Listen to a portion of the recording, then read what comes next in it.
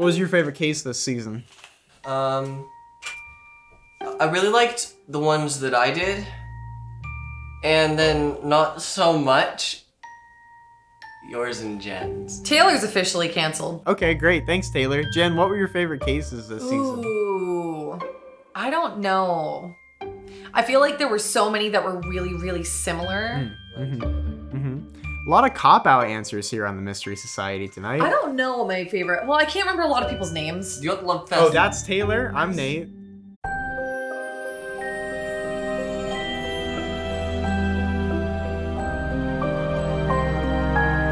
Welcome back, Mystery Seekers, to another episode, the last episode of this season I'm sad. of the Mystery Society. Oh, it's been such a long run. Today we're going to be talking about one of the probably more depressing cases that we're going to do on the Mystery Society, because all the information in this case has a lot less to do with the actual disappearance itself and a lot more to do with the impact on the family, because that was the part I found interesting about this case, but it's also an interesting disappearance nonetheless. Kurt Newton went missing on August 31st, 1975 from Natanis Point Campground in Maine, your neck of the woods again. Natanis.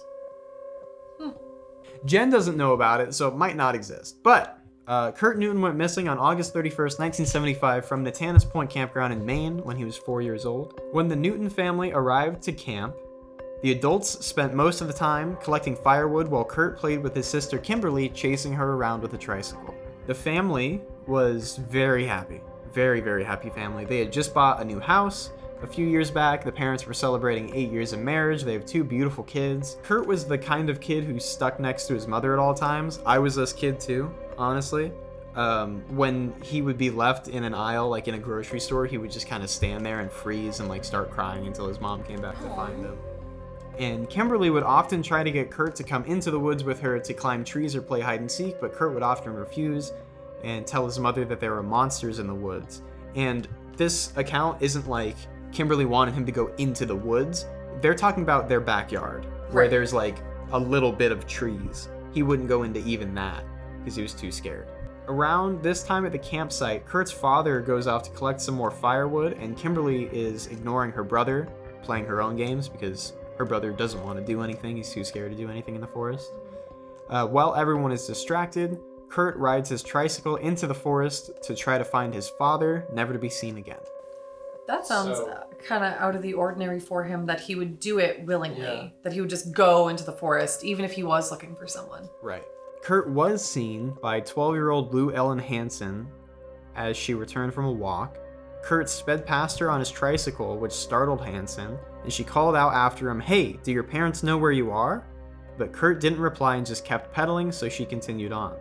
She got back to her campsite and told Jack Hansen, her father, and the volunteer caretaker for the entire campground about it, and he found Kurt's tricycle just before a steep rise about a quarter-mile down from the road leading towards a dump. The tricycle was off of the road and at the edge of the woods in a position that police said reminded them of a little boy who's been told never to leave his things on the road. So they believe that he put it there. Okay. Hansen carried it over to the dump area and threw it in the trash heap, assuming it was just left behind by somebody discarding a bunch of things, because it was that close to the trash heap. Jill Newton was interviewed a little while later once people started to find out about the case. And there's going to be a lot of quotes from Jill here. She's kind of the subject of this story other than Kurt. Is that the mom? That's the mom, yeah. And she spoke to the press a lot at every stage, even years in the future. So there's going to be a lot of quotes we go back to about her and how she's been doing this whole time. This is the excerpt from the newspaper when she found out everything had happened. This is verbatim. "We hung the sneakers on the line. We'd been gone at the most 10 minutes. We saw no Kurt and no tricycle, so we started walking around asking campers if they'd seen a blonde boy on a big wheel tricycle. I began to think he must have gone with the men to get firewood, but then they rounded the corner with no Kurt. We met Jack, and he told us he had found the trike at the dump." Jack is the one who threw it into the dump. "We raced to the dump, and there's Kurt's big wheeler, but no one in sight and not a sound to be heard. 'My God, someone's taken him,' were my first words. How could a boy who won't even go into the woods with his sister around his own home go into these incredibly wild woods?"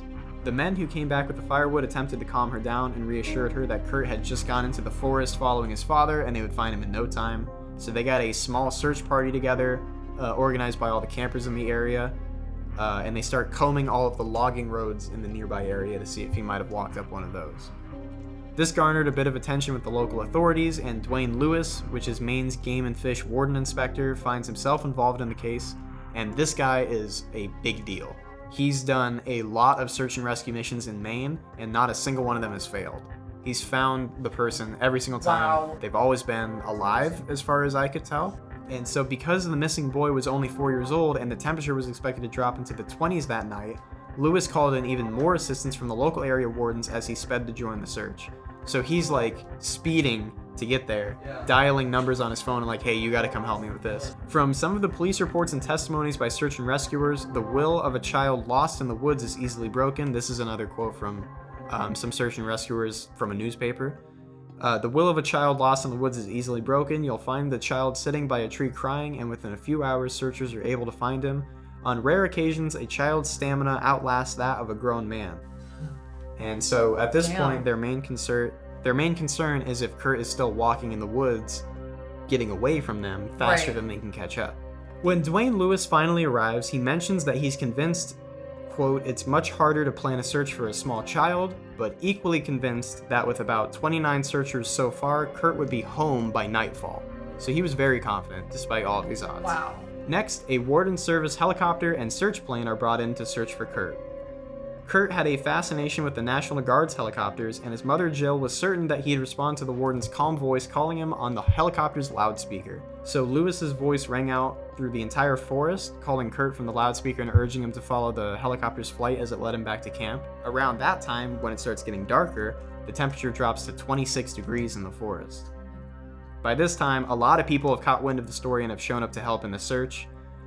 Everybody in this town knew Jill, Kurt's mother. She was like just a local friend to everybody. Okay. So people are hearing about it on the radio, dropping everything, turning their car around and going to help in the search. Wow. Like this was a big thing for this town. When they arrive in the middle of the night, they find Jill and Ron, Kurt's parents, at the edge of the woods, still calling out Kurt's name. Most of the police aren't here at this point. It's just these two and a few other volunteers, and they're just standing there day in and day out all night with a loudspeaker just yelling his name into the woods in case he hears it. Jill even mentioned that they believed in the still of the night they'd have the best chance of hearing him cry out. On Monday morning, a bloodhound team is scented on Kurt's pajamas and they begin their search. These same dogs a year earlier were able to track down a lost 2-year-old girl in the New Sharon woods. So as the search party's numbers grew to over 200, the dogs bolted in a direction from the location that the tricycle was found, stopped after about 10 yards, and then lost the scent, most likely due to just how many people had been searching, like all day. The weather began to get worse and worse, becoming, quote, dark, dank, and miserable with the fog setting in, and everybody soaking wet and chilled to the bone. That's another quote from a search and rescuer. This search would continue to grow despite these conditions to become the most intensive woods search in the history of Maine.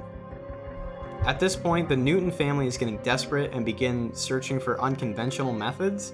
Jill learns from a search and rescuer that top secret planes had been used in Vietnam to find guerrilla fighters in dense jungles.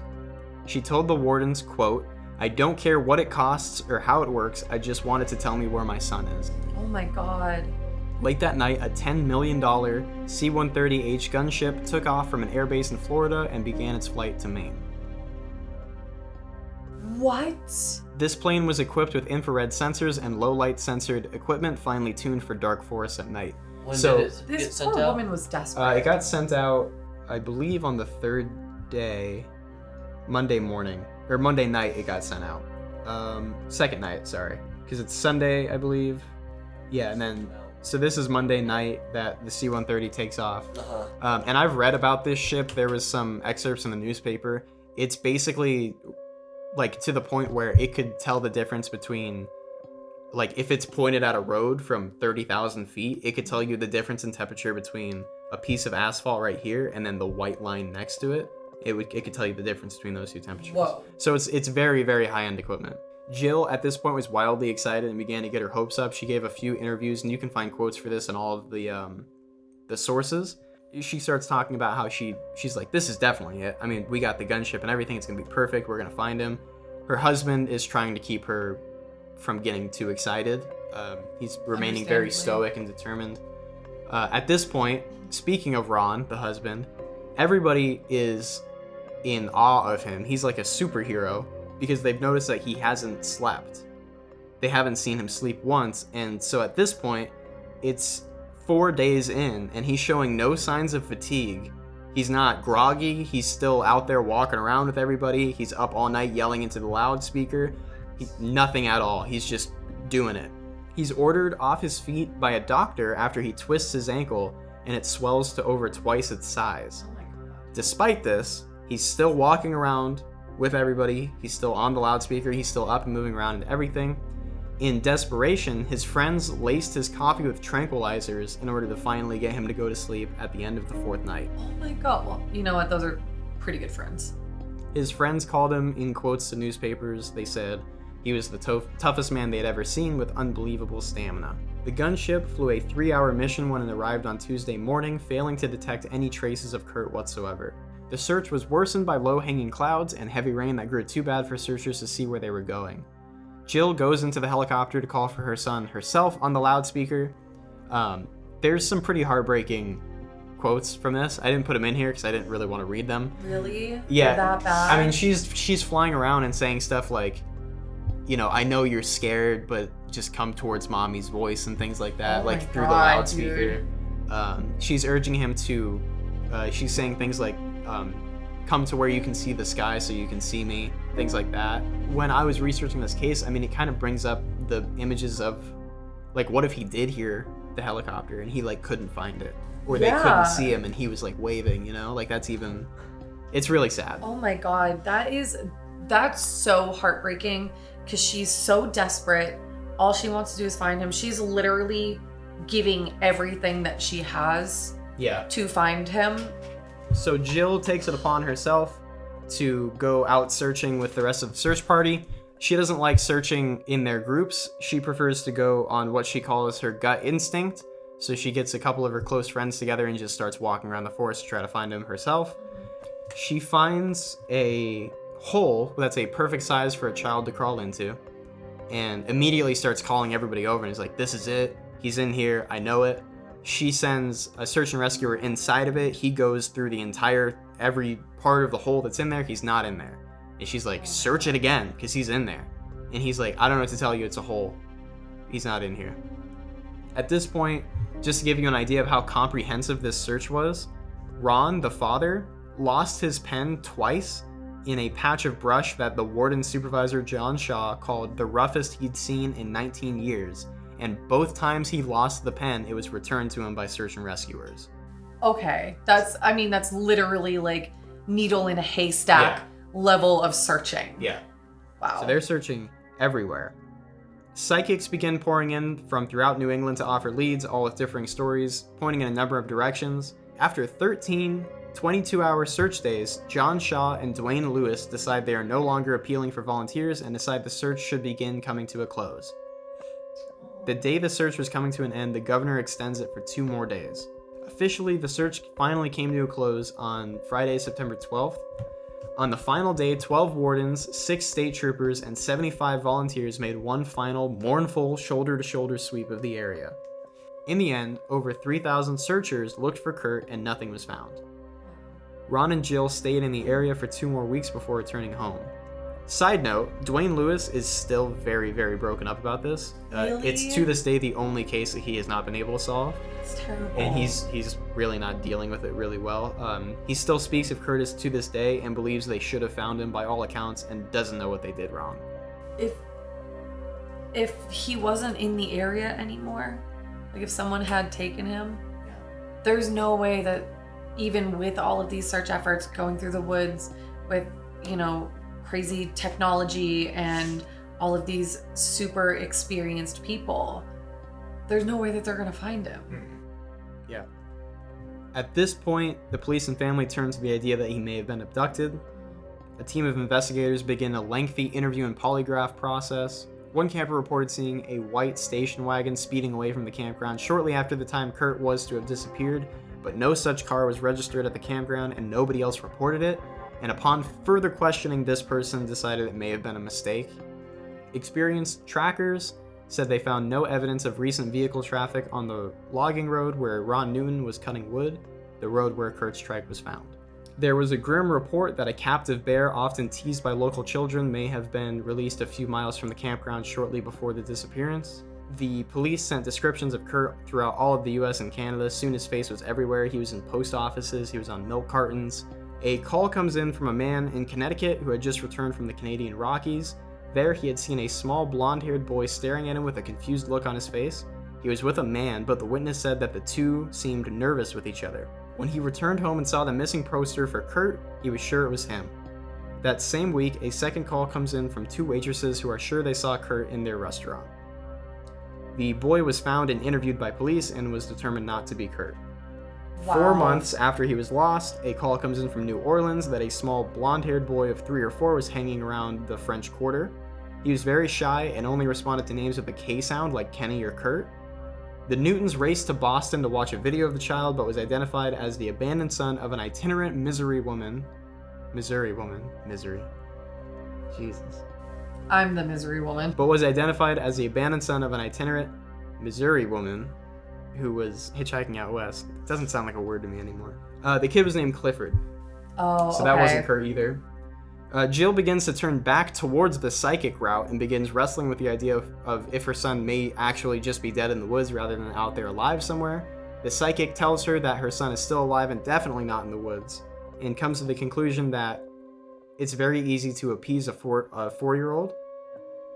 This is all like a direct quote. She basically told her it's very easy to appease a 4-year-old, and she was implying that whoever took Kurt is now raising him as their own son, in the same way that it would have happened to Marjorie. Right. Jill creates a goal for herself at this point to get Kurt's photo to everybody in the US and Canada.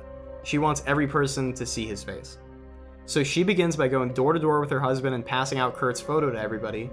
Then they printed out 75,000 posters and began to post them everywhere they could.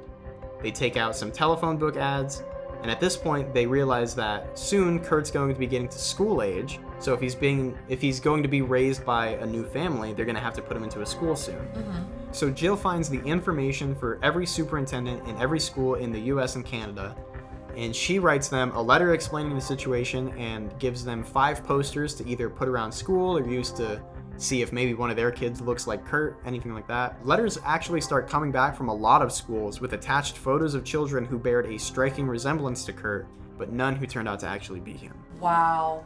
In interviews around this time, Jill is now wrestling with ideas, saying things like, if Kurt walked by me today, would I even recognize him? That's so sad. Yeah, there's a lot of quotes. Like I said, we'll post the link to the source, of course, and you can go through it, and there's a lot of quotes in there. When this was written, the source that I have for this was written, it was 4 years later. Now it's probably longer. The family is living quite normally and no longer spends their time searching for Kurt. It seems they've mostly moved past it and spend their time giving Kimberly the best life possible. Jill has, of course, never fully gotten over the trauma and still mentions Kurt quite a bit to friends and family as if he's still around. She says things like, when people ask her if she has kids, she mentions Kimberly and Kurt. Still. It's definitely been a rough time. Which, poor woman. yeah, nobody could really blame her. She's been through more than anybody could. But that was, I mean, by and large, one of the saddest ones that we've heard. Mostly because of the Jill. mother. Yeah.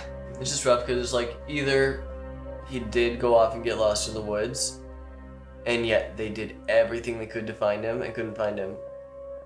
Or he did, and if he got abducted, then there was no reason to even search the woods. Right. Or if he got abducted, then, or if he didn't get abducted and he was out in the woods and they just missed him, then everything they did, like all those posters and everything, like, yeah, he might still be in the woods for I all think, we know. yeah, the idea of him being in the woods and their extensive search efforts failing is probably like the most horrific idea to me. Yeah. Because they did so much, like all of that energy, all of that money put into searching, and nothing turned up. But also at the same time, like, I feel like it's more likely he got abducted. I think that it's very easy that they could have missed a car coming in and out there, and that he just got picked up right there, and that's why the hounds smell anything after like Yeah. 5 feet. Yeah. Exactly. Because if he was carried away and the scent was Here's essentially what I'm being thinking. covered by someone else. I think maybe he started to go look for his dad or whatever it was, and perhaps this road was downhill, and maybe he just was going a little too fast. That's why that girl was surprised when he came around the corner going really fast, and why when she called him he didn't stop. Maybe he couldn't really slow down. But as you said, at the end of the road, he was right before a very steep incline. Yeah. So at that point, maybe even trying to go up, he couldn't really go up. Mhm. And maybe somebody stopped in their car to offer help to him. Like if he saw a 4-year-old struggling to go up the road. Yeah. And maybe that person kidnapped him or something. Yeah. And that's why he just like left his Yeah, trike because on he the could side have of the said road. something like, "Oh, I'm looking for my dad. Oh, I'll give you a ride. We can Yeah. go find him. I'll help you. You can Something come like with that. me." Yeah. Definitely. If somebody did kidnap him and was like raising him as their own though and putting him in a school system and there's a nationwide search like for him like this, they'd dye his hair. Yeah. You know, he wouldn't go into school with blonde hair at that point. But I don't even feel like they would have enrolled him in any kind of school system. Like, if they decided to keep him and raise him, it would have been homeschooling. Yeah. Because they would have Honestly. known the risk of actually putting him back out in the world. Yeah. More than likely, they weren't kidnapping him to raise him. Right. It was something way darker. Well, I mean, you never know. I mean, look at Marjorie's case. That's true. So that was in the Northeast as well. Yeah. So I mean, anything could be possible. Well, that's it, y'all. Yep. That's season 2. That was We're done! Yay! We did it, and you did it.